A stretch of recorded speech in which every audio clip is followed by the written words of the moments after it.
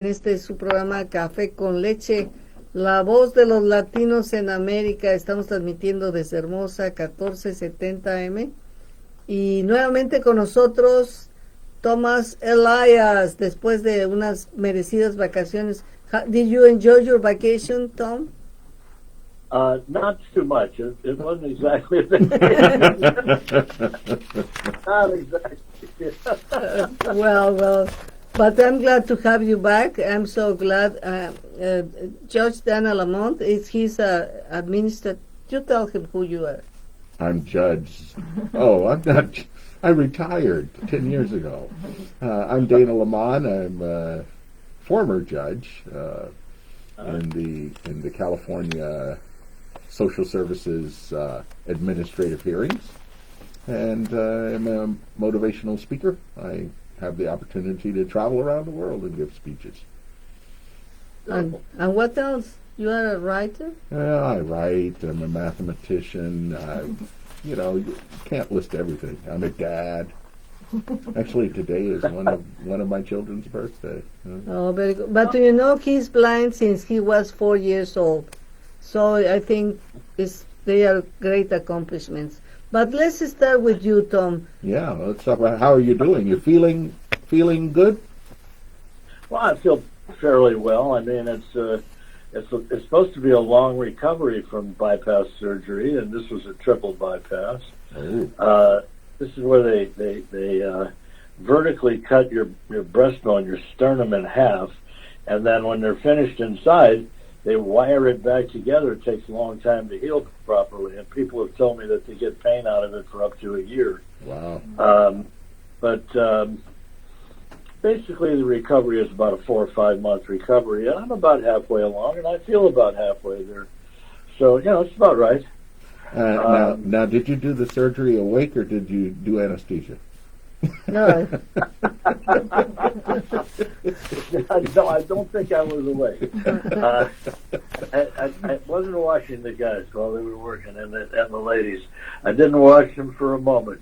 All I know is that I was talking to the anesthesiologist at 7 o'clock in the morning, and I woke up at midnight. They were pulling a tube out of my throat. They had me on a ventilator for a while. Yeah. And they were pulling that out, and they told me that that's usually when people wake up is when they take the ventilator out of them. So I don't really have any memory of being on the ventilator. But it's interesting, and it's quite the experience. I mean, I was in the ICU for a week, even though I didn't need to be. They just didn't have any other rooms. Oh. And so they kept me there. And so anytime you make the slightest move when you're in ICU, you have to call the nurse. Because if you get up or you do anything on your own, the bells start ringing. You're wired to so many different things. It's a pretty crazy place to be. And I was certainly relieved when I got out of there. But I did understand why the surgeon told me to get a COVID booster before I had the surgery, 2 weeks before I had the surgery. He said, get the booster and then wait 2 weeks and then we'll do the surgery. This was at UCLA. What I didn't know is that all my guests, when they came in, they would leave my room and they would go left. Uh-oh. And she said, oh, that's the COVID ICU to the right. And I was like a few there, so I understood why the surgeon wanted me to get that booster before I went in there. Okay, let me translate, Bueno, nos está diciendo Thomas Elias, estuvo ausente de aquí del programa porque tuvo una cirugía de corazón donde le abrieron el pecho en dos y le pararon el corazón para hacer un bypass triple, y luego dice, entró a la anestesia a las 7 de la mañana y despertó hasta la medianoche. Dice, le habían puesto un ventilador y entonces cuando les quitan el ventilador es cuando los forzan, pues el proceso los despierta. Dice, así es que afortunadamente toma bastante tiempo de recuperación, como 5 o 6 meses, voy a la mitad, me siento bastante bien. Y dice, fui a UCLA y ahí me dijeron que me pusiera mi refuerzo de la vacuna COVID para que no fuera yo a tener problemas. Dice, y ahora entiendo por qué, porque todos mis visitantes entraban de un lado y salían del otro, y yo me preguntaba, bueno, ¿por qué? Porque estaba la unidad también de cuidados intensivos y se me tuvieron ahí aunque no lo necesitaba, la unidad de cuidados intensivos, y ahí estaba también a otro lado, del otro lado por donde no salían los que me visitaban, eran los que estaban infectados de COVID y requerían esa atención. Dice, pero ahora entiendo por qué me pidieron que me pusieran mi refuerzo de la vacuna 2 semanas antes y luego me operaron. Well, I'm glad that you are doing okay, but I have seen your work in the paper. Have you continued working in writing even though you are Oh, yeah, absolutely. recuperation? I came home from the hospital after 1 week, and a day later the next day I was working in my office because I don't know how to rest when I'm at home. They tell me to rest, but I don't know how to do that. So if I want to rest, I have to go somewhere else where my office is not nearby.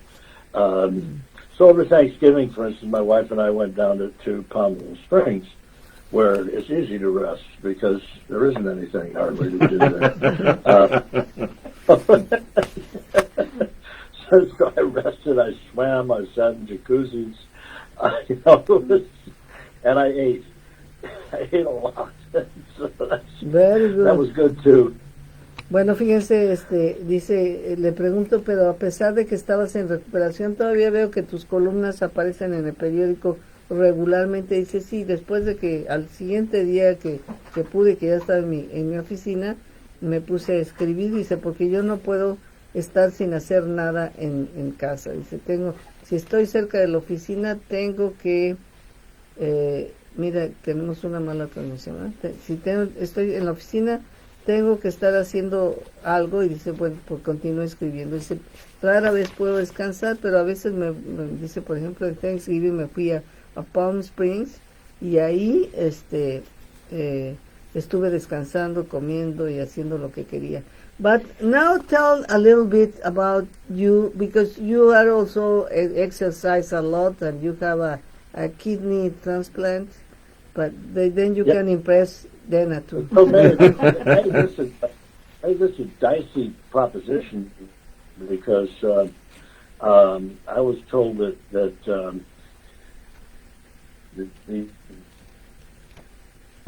we are having problems with the transmission, with the Okay, can you repeat that because we couldn't hear?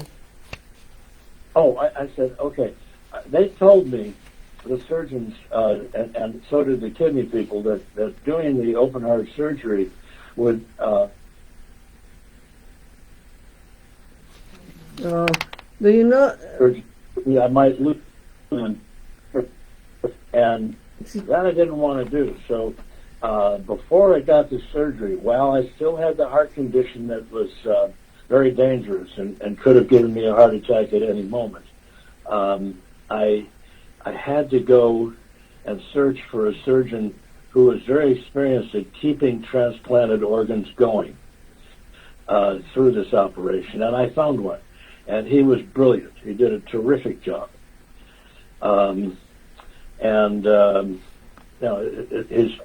was Abbas Ardahali. He's a Persian-born guy who came to this country when he was 10 years old. And is world famous as a surgeon and the head of the UCLA Heart and Lung Transplant Institute. So he knows a lot about transplants, and I was very lucky to get him.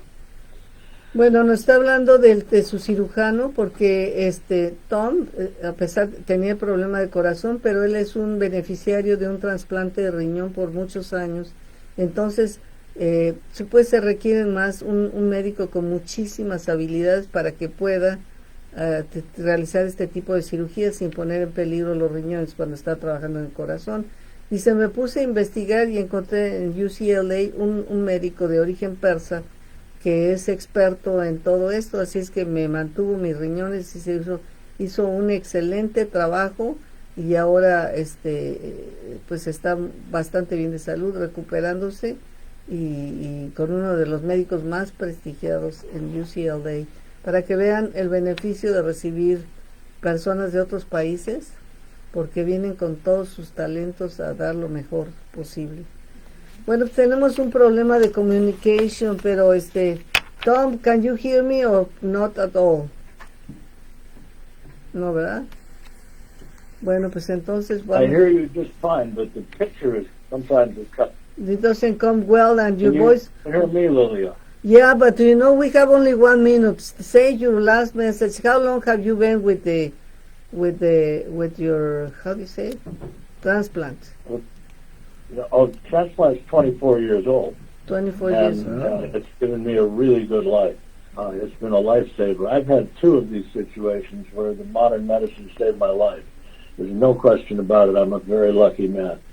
And that's why I try to do things that help other people as much as I can.